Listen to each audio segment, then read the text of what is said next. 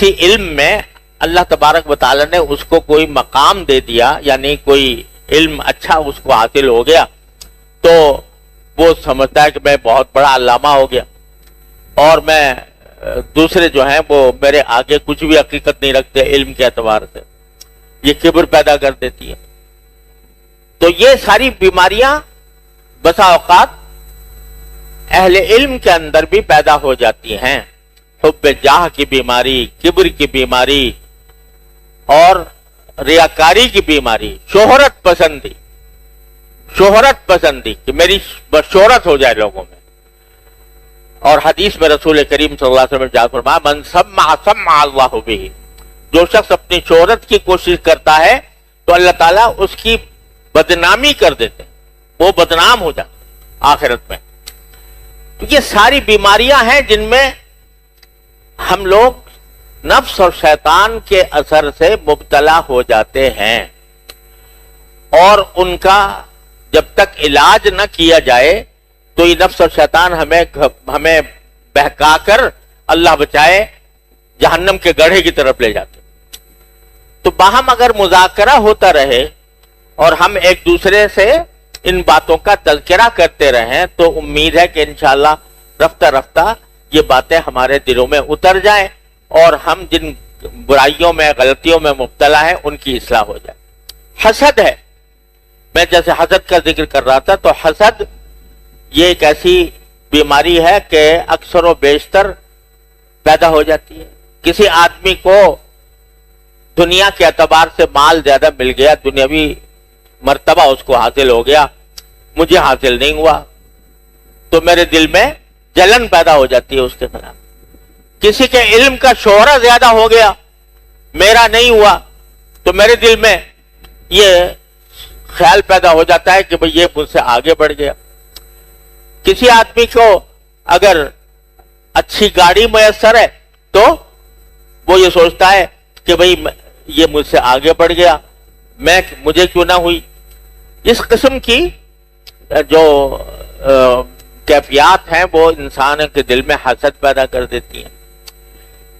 تو اس کا کیا علاج ہوگا، کس طرح اس کا علاج کیا جائے گا؟ اسی طرح بغض ہو جاتا ہے. کسی انسان سے ایسی نفرت ہوئی کہ بغض ہو گیا.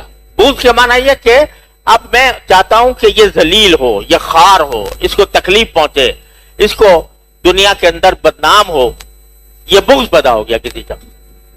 اور یہ بغض ایسی مصیبت ہے، اللہ بچائے، کہ حدیث میں آتا ہے کہ شب قدر میں اللہ تبارک و تعالی انسانوں کی مغفرت فرماتے ہیں، اتنے زیادہ انسانوں کی کہ جتنے بنو کلب کی بکریوں کے جسم پر جو بال ہیں. بنو کلب کی قبیلہ تھا، اس کی بکریاں بے شمار تھیں اور ہر بکری کے اوپر بے شمار بال تھے. تو فرمایا کہ شب قدر میں اتنے لوگوں کی مغفرت فرماتے ہیں جتنا بنو کلب کی بکریوں کے بال ہیں. لیکن دو آدمیوں کی مغفرت کا فرمایا نہیں ہوتی اس میں. ایک وہ کہ جو پاؤں اپنا پاجامہ ٹخنوں سے نیچے رکھے اور جو کبر کی علامت ہے، اور دوسرے وہ جو دوسرے سے کسی سے بغض رکھتا ہو. بغض رکھنے کے معنی کیا ہے؟ دوسرے کی بدخواہی، دوسرے کے بارے میں یہ تصور کرنا کہ اس کے پاس مال ہے تو وہ چلا جائے، یا اس کے پاس اگر عزت ہے تو وہ بے عزت چلی جائے، یہ اگر مشہور ہے تو اس کی شہرت ختم ہو جائے، یہ اگر کوئی بھی اچھائی اس کے پاس ہے وہ ظاہر ہو جائے. بدخواہی کسی کی یہ ایسی خطرناک چیز ہے کہ شب قدر میں بھی ایسے آدمی کی مغفرت نہیں ہوتی.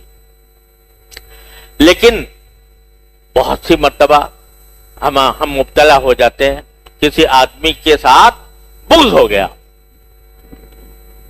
اب کسی خاص وجہ سے بغض ہو، اگر اس وجہ سے بغض ہے کہ وہ مثال کے طور پر کوئی بہت فاسق فاجر ہے اور فاسق فاجر ہونے کی وجہ سے، فسق اور فجور کی وجہ سے بغض ہے، تو یہ تو عین ایمان کا تقاضا ہے کہ محبت بھی اللہ کے لیے ہو اور بغض بھی اللہ کے لیے ہو. لیکن کسی کی ذات سے بغض ہو جانا کہ اگر وہ اپنی اصلاح بھی کر لے تب بھی میں میں تو اس کو بدخواہی کروں گا اس کے ساتھ. تو یہ بغض ایسی چیز ہے کہ جو انسان کو اللہ تعالیٰ کی مغفرت سے بھی روکتی ہے. یہ سخت بیماری ہے. تو یہ جو ہم لوگ نفس اور شیطان کے حملوں کا شکار ہیں مستقل، اپنے اعمال ظاہرہ میں بھی اور اپنے اعمال باطنہ میں بھی، اور باطنہ میں زیادہ، ظاہرہ میں کم. میں اس ماحول کی بات کر رہا ہوں جو ہمارا اپنا ماحول ہے، کہ اس ماحول کے اندر الحمدللہ جو ظاہری اعمال ہیں وہ کرنے کی توفیق ہو جاتی ہے، جیسی کیسی ہوتی ہے، لیکن وہ بھی اللہ تعالیٰ کا کرم ہے، فضل ہے، انعام ہے کہ وہ توفیق ہو رہی ہے. نماز پڑھ رہے ہیں، رمضان کا مہینہ آتا ہے روزہ رکھ لیتے ہیں، جب حج کے لیے استطاعت ہوتی ہے تو حج کر لیتے ہیں، عمرہ کر لیتے ہیں. یہ ظاہری اعمال بظاہر درست ہو رہے ہیں، لیکن ان ظاہری اعمال کی جو روح ہے کہ وہ اللہ کے لیے ہو، اخلاص کامل ہو، اور ان کے اندر خشوع ہو، تعلق مع اللہ ہو، اللہ تعالیٰ کے ساتھ محبت ہو، اللہ تبارک و تعالیٰ کی طرف رجوع کرنے کی توفیق ہو. یہ ساری باتیں جو ہیں یہ ان اعمال میں روح پیدا کرتی ہیں. وہ روح کیسے پیدا ہو؟ تو اس کا ہی تعلق اسی کو یہ موضوع ہے در حقیقت تصوف کا.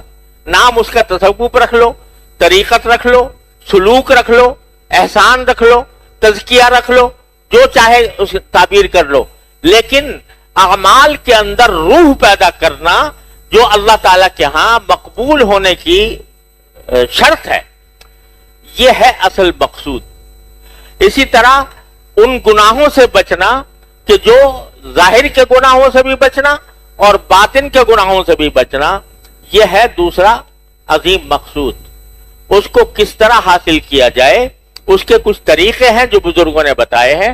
اس کے طریقے ہیں جن کی تلقین فرمائی گئی ہے، اور خاص طور پر حضرت حکیم الامت قدس اللہ تعالیٰ سرہ کے مواعظ میں، ملفوظات میں، ان کے خطوط میں یہ چیز موجود ہے.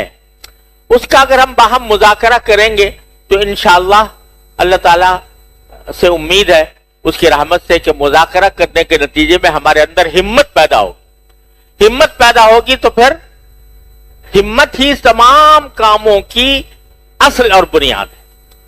جہاں کہیں غلطی ہوتی ہے یا شیطان اور نفس کا غلبہ ہوتا ہے، وہ اس وجہ سے ہوتا ہے کہ ہمارے اندر ہمت نہیں شیطان کا مقابلہ کرنے کی، نفس کا مقابلہ کرنے کی طاقت نہیں ہے. جب باہم ایک بیٹھتے ہیں اور مذاکرہ ہوتا ہے تو اس سے کچھ ہمت میں بیداری پیدا ہوتی ہے. ہمت میں بیداری پیدا ہوتی ہے تو پھر شیطان اور نفس سے مقابلہ بھی آسان ہو جاتا ہے. رفتہ رفتہ آدمی اس کا عادی بن جاتا ہے. تو ہمارا جو اس اجتماع کا اصل مقصود ہے وہ ہمت پیدا کرنا. کاہے کی ہمت کہ معمورات کی پابندی اور منہیات سے یعنی گناہوں سے بچنے کی کوشش، اس کی ہمت پیدا کرنا. یہ ہمت باہمی مذاکرے سے اور بار بار ایک بات کے سننے اور کہنے سے وہ ہمت بیدار ہوتی ہے. ہمت بیدار ہوتی ہے تو وہ سارے کاموں کی جڑ ہے. آدمی اگر کوئی طاعت انجام دیتا ہے اس کے لیے ہمت کی ضرورت ہے. اگر کسی گناہ سے بچتا ہے تو ہمت کی ضرورت ہے.